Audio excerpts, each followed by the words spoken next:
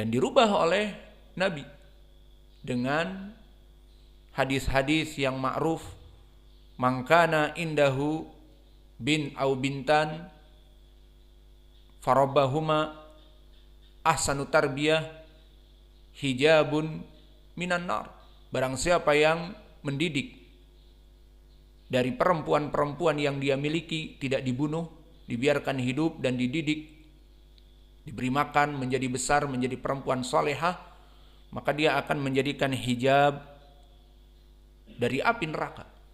Ini berselisih dengan adat, taqalid dan yang lainnya. Dan juga peperangan di antara kaum Arab yang pada saat itu, maka Nabi memberikan kepada mereka innamal mu'minuna ikhwatun, bahwa sungguhnya seluruh kaum mukmin itu bersaudara. Kita ini manusia bersaudara. Maka ajaran-ajaran ini sangatlah aneh bagi orang-orang yang hidup di zaman Nabi.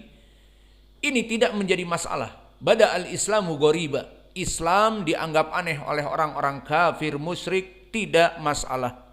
Karena itu kenyataannya. Yang jadi masalah hadis setelah itu, bada al-islamu ghoriba wa sayaudu ghoriba. Ini yang kita sedih. Dan akan menjadi aneh lagi. Di sini kalimat akan menjadi aneh. Aneh di kalangan siapa? Di kalangan kaum muslimin. Paham? Inilah yang menjadi kita sedih.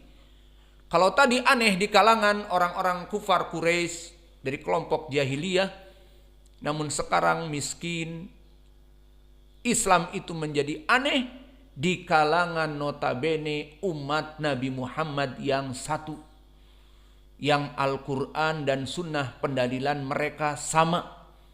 Lalu kenapa bisa menjadi aneh? Karena jauhnya dari ilmu. Maka seperti tadi kita sebutkan sunnah-sunnah yang termatikan. Maka di masjid-masjid semuanya sekarang tidak ada adzan pertama. Baik masjid yang sunyi, kecuali nanti adzan di adzan yang kedua, jam 5 misalnya, kita ambil misal. Atau masjid yang berisik, mereka bangun jam 4.20 dan membisingkan dengan Al-Quran selama setengah jam. Maka inilah keadaan yang ada. Lalu mana sunnah adzan awal? Hilang. Kemudian di saat kita mendendangkan adzan, mungkin ada di antara mereka yang berpikir, ini masjid apa pakai adzan awal? Apalagi disebutkan as-salatu khairun minan naum di adzan awal. Maka menjadi aneh bagi mereka. Orang-orang yang menghidupkan sunnah dianggap aneh. Dan begitu pun apalagi di sini kita melaksanakan sholat dengan sandal, maka barang siapa kita yang menghidupkan sholat dengan sandal ini jika di masjid umum, mungkin kita akan digotong oleh 10 orang untuk keluar di saat kita sholat dengan sandal. Allahu Akbar, sholat dengan sandal kita. Maka mungkin tidak lebih dari sepersekian detik kita sudah ada di luar masjid, digotong oleh 5 orang dengan sandal kita yang kita pakai. Maka perkara-perkara seperti ini menjadi aneh. Dan begitu pun minal asaf, ilmu qiraah yang merupakan sunnah dari Nabi, sampai Umar berbeda dengan Hisham, dan Nabi mengatakan bahwa Al-Quran diturunkan dengan sab'a ahruf, faman qara'aha faqad asaba. Barang siapa yang mengambil qiraah dari satu, baik qiraah Hafs, baik qiraah Wars, baik qiraah Al-Kisai, baik qiraah Ibnu Katsir, baik qiraah Yaqub Al-Hadrami, maka faqad asabtum, kalian telah benar. Di sini tidak di zaman now. Imam-imam yang membaca selain dari Hafs an Asim maka diturunkan. Dan di masjid-masjid diusahakan ditertibkan dari qiraat-qiraat yang lain. Maka ini salah. Karena itu semuanya dari sunnah, dan bahkan menghidupkan sunnah itu lebih baik. Maka diumumkan kepada para makmum bahwa ini adalah dari sunnah, dan di masjid itu diajari sunnah-sunnah qiraah, maka selesai. Seperti kita di sini, semua yang datang kepada kita memahami bahwa kita mengajari ilmu qiraah. Dan semua yang datang dari orang-orang awam yang salat dengan kita di sini atau para pekerja, itu juga kalau ikut salat, maka mereka akan memahami bahwa di masjid ini diajarkan ilmu qiraah sehingga tidak ada fitnah.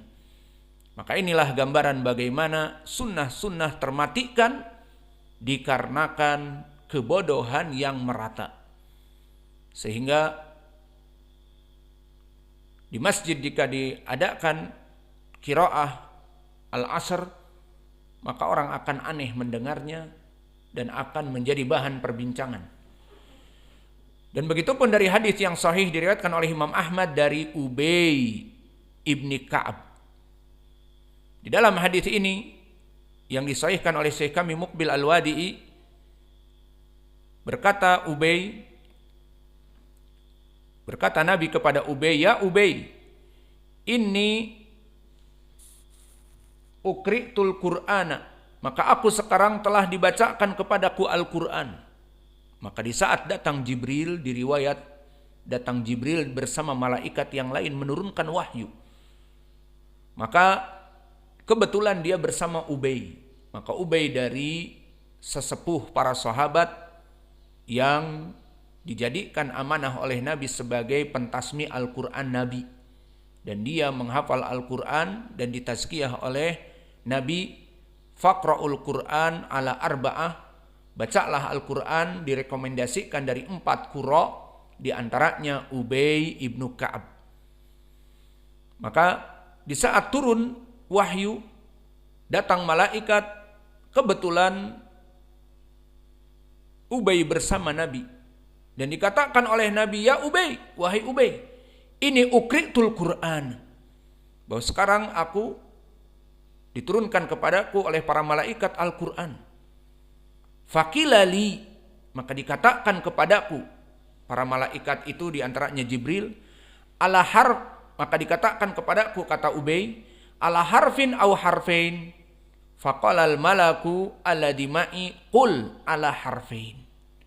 Maka Ubay yang sudah terbiasa mengetahui Al-Quran itu diturunkan dengan 7 dialek, maka di saat Nabi mengatakan Ubay telah datang Jibril menurunkan Al-Quran, Ubay menanyakan kepada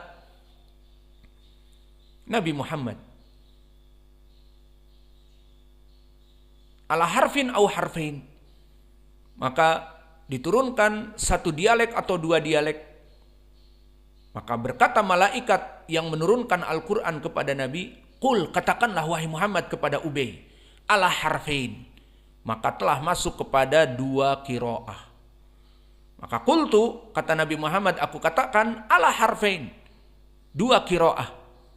Fakilali, kemudian menanyakan lagi Ubay, ala harfain au thalatha. Nah, sekarang udah selesai yang kedua atau masuk kepada yang huruf ketiga, maknanya dialek yang kedua atau dialek yang ketiga. Faqalal malak alladhi ma'i qul ala thalatha. Maka katakanlah dia itu pada qiraah yang ketiga.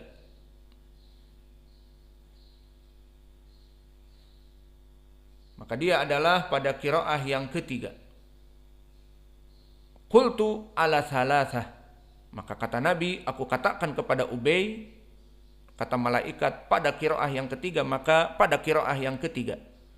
Hatta balagha sab'ata ahrufin, sampai selesai kepada 7 qiraah. Maka di sini menjadi pendalilan bahwa Ubay mempersaksikan Al-Quran diturunkan dengan sab'a ahruf, dengan 7 qiraah. Maka dari 7 qiraah ini dipelajari oleh para ulama ahlul qura, terutama yang akan kita ambil al-qiraat al-ashr as-sughra, maka sampai kepada kita dan kita akan memberikan pelajaran kepadanya.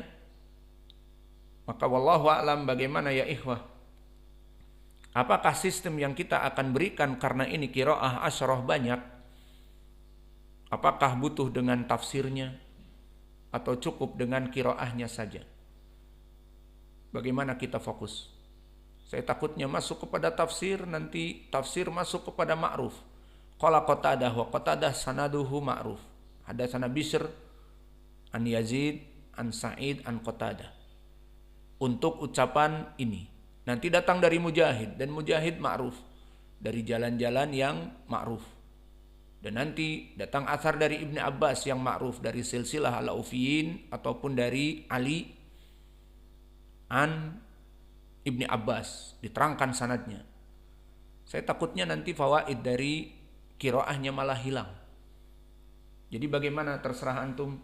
Pelajaran qiraah ini apakah kita hanya bertumpu kepada qiraat al-ashir saja, bahkan tanpa mengi'rab, atau bagaimana? Silahkan dipikir sampai masuk kepada pelajaran. Dan insya Allah kita akan masuk memulai dari surat Al-Fatihah, dari qiraah al-ashir ini. Bagaimana ikhwah? Bagusnya kita mengkhususkan qiraah saja agar fokus. Maka dari sini kita mengetahui bahwa pelajaran tafsir sangat luas. Ada tafsir dari sifatul huruf, makharijul huruf, dan i'rab, ma'ani, kembali kepada makna, ditafsirkan oleh Ibnu Abbas demikian dari segi makna. Dan segi tafsir al-harf, dari ayat yang kita baca, qiraah dari Hafs an Asim seperti ini, qiraah dari Waras an Nafi' seperti ini. Maka silahkan dipikir, apakah kita mau melebar sampai masuk kepada tafsir maknanya, tafsir ma'ani, atau cukup kepada tafsir harfi. Maka tafsir dibagi menjadi 3, tafsir al-harfi, seperti tadi perbedaan qiraat dan perbedaan dari ilmi tajwid dari setiap qura'nya. Maka dibaca berapa dari mad arid li sukun, dibaca berapa dari mad badal, dibaca berapa dari mad jaiz munfasil, seperti itu dari tafsir al-harf. Dan juga qiraah yang berbeda dari dialek yang berbeda, itu yang kita akan bahas.